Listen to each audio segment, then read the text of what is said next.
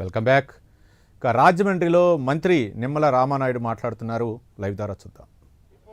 చెప్పేసి మేము కూడా ఇటువంటి చర్యలు రావద్దు కాకుండా అధికారులు ఇటువంటి చర్యలు చేపడుతుంది. నిజంగా ఫుడ్ అండ్ సేఫ్టీ అధికారులు తనిఖీలు లోపభూయిష్టంగా ఉన్నాయి. అదే అంటే ఇప్పుడు మీరు చెప్పినట్లుగా ఏదైతే మనం కూడా ఒక అవేర్నెస్ కూడా మనం కూడా పబ్లిక్లో కానీ అదేవిధంగా చేసేటువంటి వ్యాపారస్తులు కూడా ఉండాలి. ఏదైనా కల్తీ అంటే ఒక నీటిలో ఏదైనా కలిస్తే ఎంత డ్యామేజ్ ఉండదు, కానీ మిల్క్ అయితే చాలా స్పీడ్గా రెస్పాండ్ అవుతుంది. ఎందుకంటే అందులో కొద్దిగా బ్యాసిలాక్ట్ కొద్దిగా బ్యాసిలస్ ఇవన్నీ ఉంటాయి కాబట్టి కల్తీ అనేది చాలా ఏదైనా జరిగితే స్పీడ్గా ఎఫెక్ట్ అవుతుంది. అందుచేతనే ముఖ్యమంత్రి గారు కూడా స్పష్టంగా ఆదేశాలు ఇవ్వడం జరిగింది. ఈరోజు ఈ సంఘటన జరిగినటువంటి రాజమండ్రినే కాదు, ఆంధ్రప్రదేశ్ రాష్ట్రంలో కూడా అందరినీ కూడా అలర్ట్ కూడా చేయడం జరిగింది.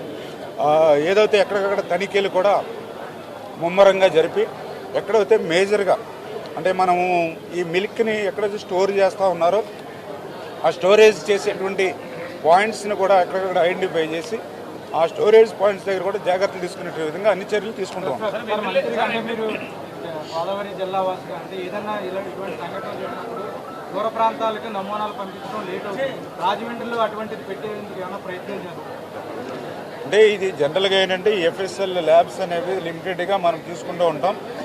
అంటే ఈ జనరల్గా భవిష్యత్తులో కూడా అంటే ఇటువంటి అవసరాలు మరి భవిష్యత్తులో కూడా ఇంకా పెరిగేటువంటి పరిస్థితి ఉన్నప్పుడు తప్పనిసరిగా అవి కూడా పరిశీలిస్తాం. సార్, ఈ పాల వ్యాపారులకు అందరికీ లైసెన్స్ ఇవ్వాలి, ఒక తనిఖీ అంటూ వాళ్ళ పాలు ప్రత్యేకంగా చేయాలనేది ఒక డిమాండ్ ఉంది. గతంలో పూర్వం 30 ఏళ్ల క్రితం కార్పొరేషన్లో పంచాయతీ స్థాయిలో ఒక తనిఖీ ఉండేది.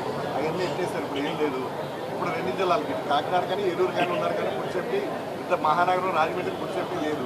ఎలా చూడాలి? రెస్టారెంట్లో కూడా బాగాలేదు, ఓవరాల్ తనిఖీ రెస్టారెంట్లో కూడా ఫుడ్ బాగాలేదు. రాబోయే పుష్కరాల నేపథ్యంలో ఎటువంటి చర్యలు? తప్పనిసరిగా ఈవేళ ఏదైతే ప్రతి వ్యక్తి కూడా ఆరోగ్యంగా ఉండాలనే ఈ ప్రభుత్వం కూడా పనిచేస్తూ ఉంది.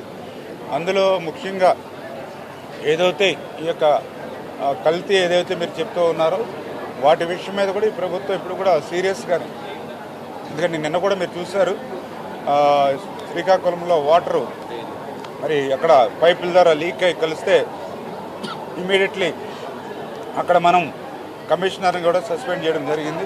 అంటే ఒక సీరియస్గా ఒక మెసేజ్ కూడా ఎక్కడికక్కడ అధికారులకు కూడా మనం కూడా ఇస్తూ ఉన్నాం. అంటే ఖచ్చితంగా మీరు చెప్పినట్లుగా రాబోయేటువంటి రోజుల్లో కూడా ఇది కూడా ఒక లెసన్గా తీసుకుని ఏదైతే మిల్క్ వ్యాపారం ఎవరైతే చేస్తూ ఉన్నారో అంటే ఎందుకంటే ఇదివరకు పాల ప్యాకెట్లు కానీ లేకపోతే పౌడర్ కానీ వాడేవాళ్ళం, దానికంటే ఇంకా ఎక్కువ సేఫ్టీ ఉంటుందనే ఉద్దేశంతో చాలా గేదె పాలు సురక్షితంగా ఉంటాయనే ఉద్దేశంతో చాలామంది ఈ గేదె పాల మీద ఆధారపడుతూ ఉన్నారు.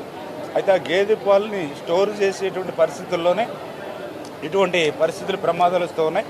అంచేతే అటువంటి బాక్సెస్ కానీ కూలింగ్ కానీ ఎక్కడైతే వ్యాపారులు ఉన్నారో వాళ్ళని కూడా ఐడెంటిఫై చేసి వాళ్ళకు కూడా అవగాహన ఇచ్చి ఎప్పటికప్పుడు వీటిని అధికారులు కూడా విస్తృతంగా తనిఖీలు చేసేటువంటి విధంగా కూడా ఏర్పాటు చేస్తారు.